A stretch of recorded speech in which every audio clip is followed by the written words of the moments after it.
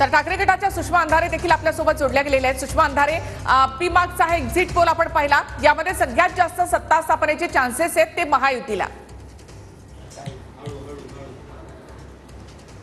Sorry, मी प्रश्न नाही ऐकला आपला। सुषमाजी, आता जो पी मार्क्सचा एक्झिट पोल आलेला आहे त्यामध्ये सर्वाधिक सत्ता स्थापनेचे चान्सेस जे आहेत ते महायुतीच्या बाजूने जास्त दिसत आहेत।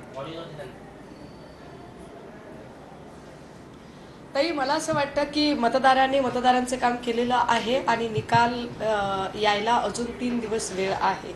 अशा सगळ्या काळांमध्ये जे काही एक्झिट पोल येत आहेत, एक्झिट पोल करणाऱ्यांचा सन्मान आहे, परंतु मला असं वाटतं की लोकसभेच्या वेळेला सुद्धा असेच एक्झिट पोल चालू होते आणि त्याही वेळेला आम्ही ठामपणे सांगत होतो की आम्हाला साधारणतः 30 ते 35च्या दरम्यान जागा मिळतील आणि आपण सगळ्यांनी बघितलं की आम्ही 31 जागा मिळवल्या।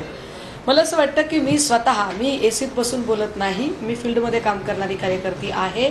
उभा आडवा महाराष्ट्र मी पिंजून काढलेला आहे आणि उभा आडवा महाराष्ट्र पिंजल्यानंतर जवळपास 25 ते 26 जिल्हे फिरून आल्यावर जे वातावरण मला दिसतंय त्याच्यानुसार मी निश्चितपणे आश्वस्त आहे की होय, महाविकास आघाडी सरकार स्थापन करेल। सुषमाजी, फक्त आकडा मला सांगाल, महाविकास आघाडीचा किती जागा मिळतील तुमचा एक्झिट पोल?